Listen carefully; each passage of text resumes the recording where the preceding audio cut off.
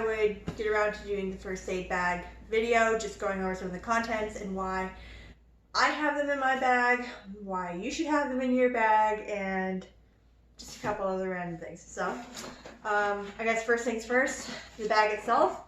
It was actually a cheap bag from Amazon. I liked, it had dividers that I could put up however I wanted. I liked having pockets on the outside, like having the buckles as well as a Velcro strap.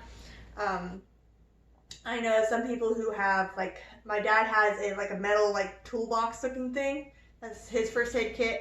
I know some people have the plastic bins as well.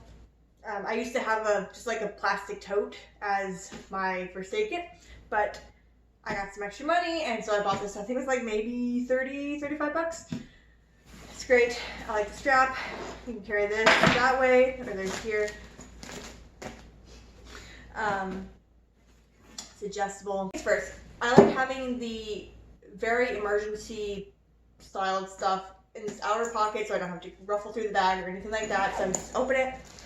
In here I've got my Rescue Remedy oil. It's, if somebody's in shock, they take a couple of drops of this. It just helps kind of re-stabilize.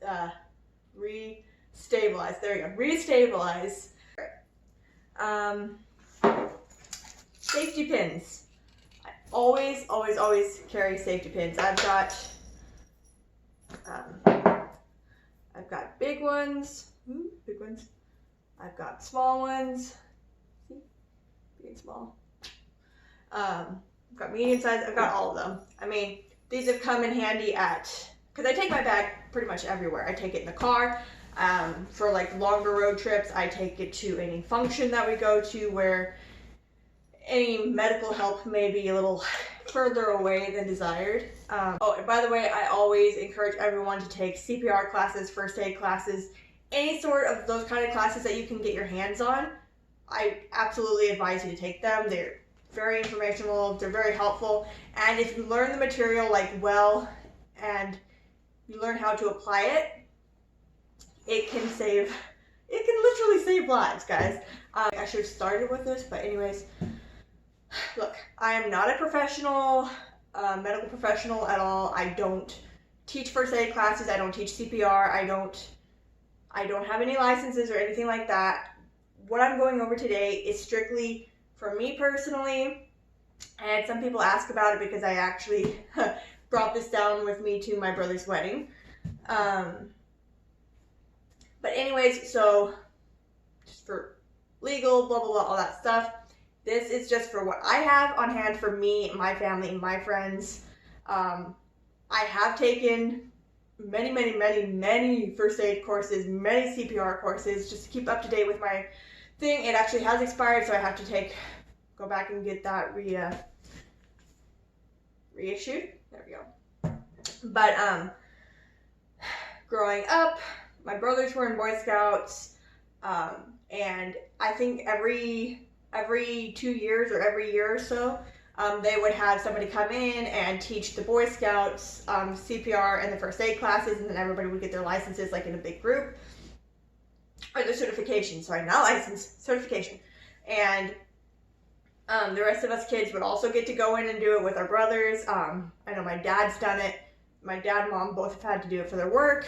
I had to do it for when I was a nanny as well. So I have taken plenty of courses, but I'm not certified to teach anyone. So this is just, like I said, just for me. In high school, I did 2 years of sports medicine, introduction to sports medicine, and I think it's applied sports medicine, something like that. So I also got certified through that course as well. Mr. Jankowski, if you're out there, thanks bud, that was a pretty awesome class. I learned a lot, and I've actually used a lot of the stuff that I was taught in that class, for how to wrap, sprains, or, how to do slings. But anyways, so yes, rescue oil, or Rescue Remedy for shock, and safety pins. Safety pins. They come in handy for everything from, holding pieces of clothing together. If you need something literally to hold your hair back, you can use a safety pin. Don't put it into your scalp, but you just go through your hair or whatever, and you can hold it back like that. Also, safety pins. So you have the head tilt, the chin lift, whatever you want to call it. So if somebody, you're trying to stabilize them, maybe they're unconscious and their tongue keeps falling back to the throat and then they can't breathe. Well, you can't sit there and, try to move them around if you're not sure what's going on with their body, whatever. You can use a safety pin. It's going to make somebody queasy. You can use safety pins to go through the tongue and hook to either the side of the cheek to hold it up, or if you hook it to like their clothing or whatever may be to hold their tongue out of their throat so that at least they can breathe. I'm not suggesting that you practice that or that you even try it unless you absolutely need it. There is a course at, it was a California university. She does, I think it's like backwoods first aid. It's on YouTube. I know she actually does like proper classes too that you could attend, but I'll see if I can find the link and post it. It's really, really handy, really, really helpful, and she does go over the safety pin and the tongue thing. And like she says, you can't kill a dead person. So if that person is already pretty much going to die if you don't do something, then, something like putting a safety pin through their tongue to hold it so they can keep breathing, in the long run, it's better than doing nothing. Okay, so something else I have over here is a Sharpie. I've got the big, thick one because, yeah. Again, one of the things that I was always taught, like in first aid, CPR, whatever, if there is something important and say you don't have your piece of paper and your pens handy, I always carry a Sharpie. I have one in my purse. And I pretty much take my purse everywhere I go anyway, so. So you can use Sharpie, like if you're with somebody and you have to take care of them, waiting for the first responders, and you want, your information just in case they need to know exactly what happened, maybe, whatever. You can write information on their arm, Sharpie, the doctor will see it, the EMTs will see it. Also too, like, I know, not really emergency style, but I used to use Sharpies or pens like to keep track of like mosquito bites, because there are certain strains of mosquitoes that when I get bitten by them, they literally get to be the size of like a grapefruit. And doctor always told me, like, if it ever got to a certain point, you mark it and you see if it goes outside of that. If it continues to go outside of it, then probably have a problem. You should get. Let's see if I can do this. I haven't done it in a while. So there's a trick to taking off gloves after they've been soiled. Let's see if I can do it. If not, I'm sorry, Mr. Jankowski, it's been a while. Alright, so you got your gloves on. And they have specific gloves for first aid kits and such. But I've got these for free, and so they'll work. There's no holes, it's not mesh, anything like that. So let's see. So I know, okay, so say you worked on a person, you've got, I don't know, blood, vomit, whatever, on your hands. Let's see if I can do it. There's a trick to taking off your gloves. Let's see if I can do it without touching. Alright. Then it's going underneath. And there we go. Didn't touch the outsides of the gloves. I've managed to roll them inside out, so anything, you put them in a bag, throw them away, right? So, those are clean. We'll come back. But anyways, so yes, rescue oil, or rescue remedy for shock, and safety pins. Safety pins, they come in handy for everything from, holding pieces of the clothing together. If you need something literally to hold your hair back, you can use a safety pin. Like, don't put it into your scalp, but like you could go through your hair or whatever, and you can hold it back like that. All right, other things I have in the very, very first aid pouch. Foil Mylar rescue blanket. This actually came with the pack.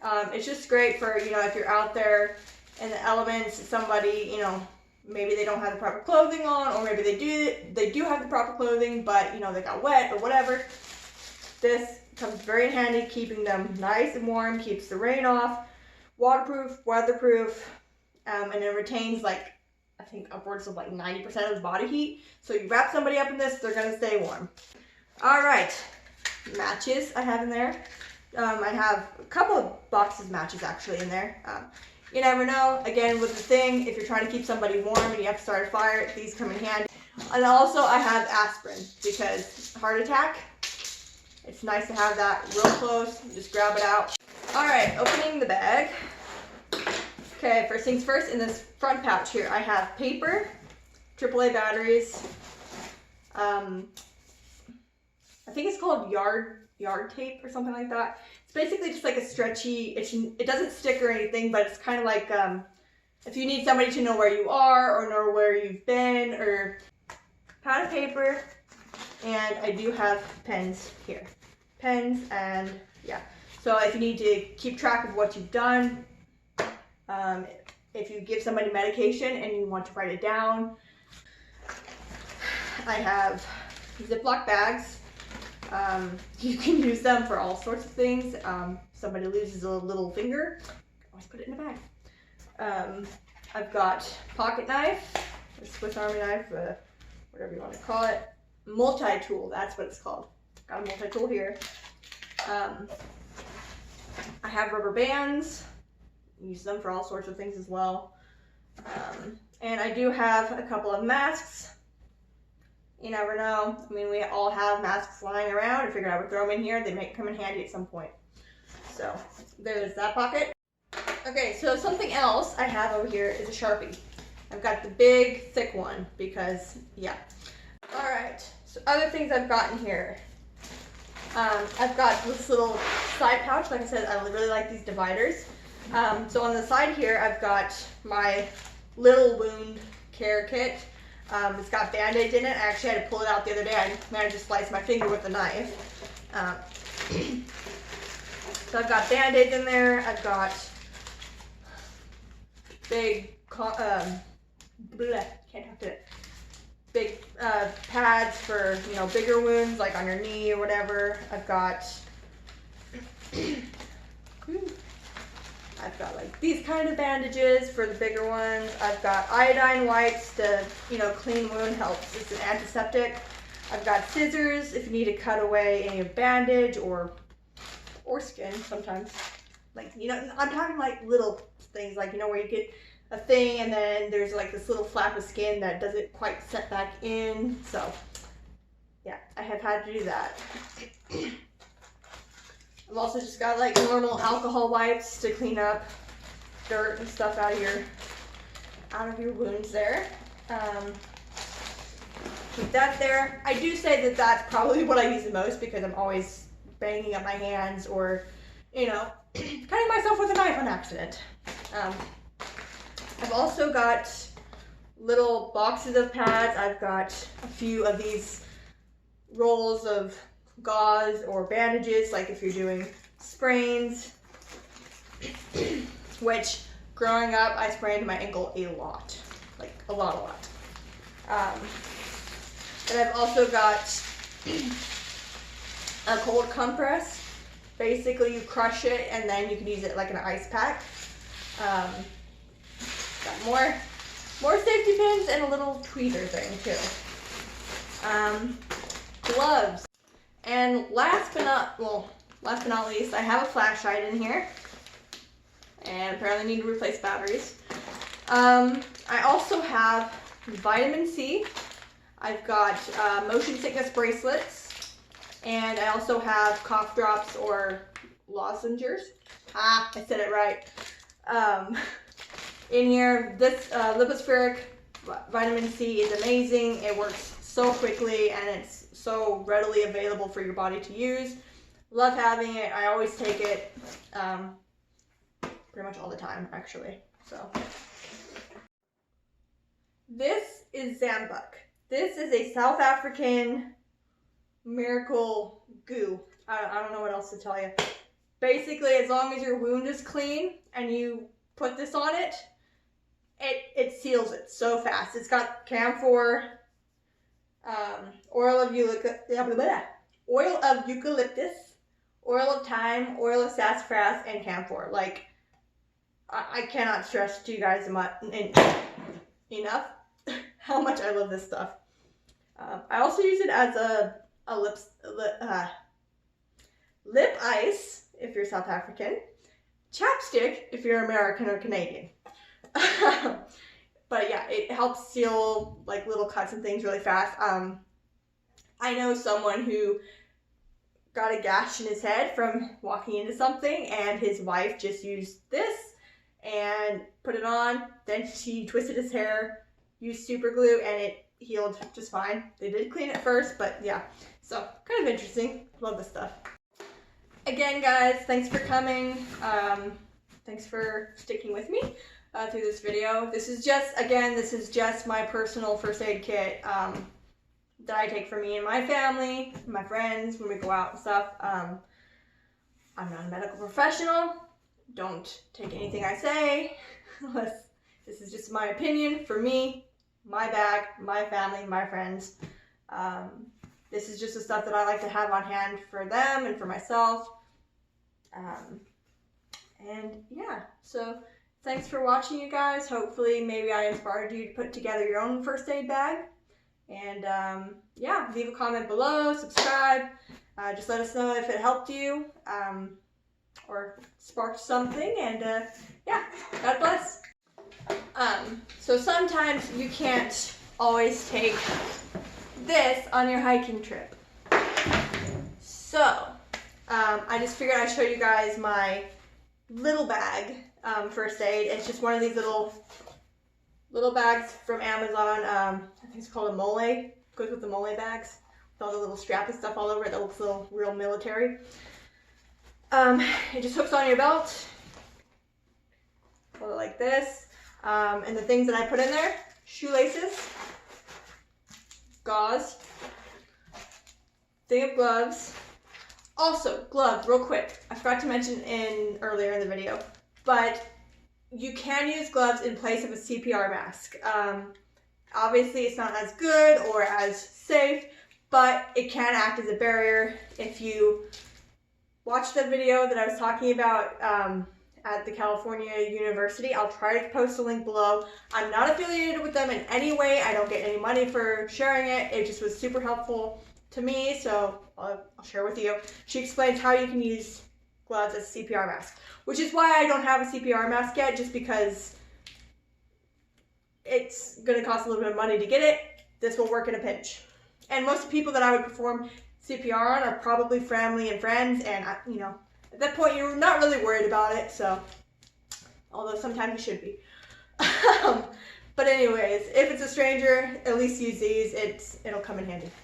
Alright, so yep, gloves, matches, Benadryl, because you do not want to mess around with allergic reactions when you're out and about and there's no medical help around.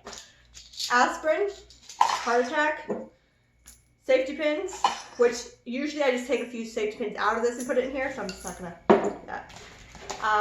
Have a pocket knife of some sort or a multi-tool. I usually put this next to it. Then I also have duct tape. I also usually carry duct tape in my big medical bag as well. Again, if you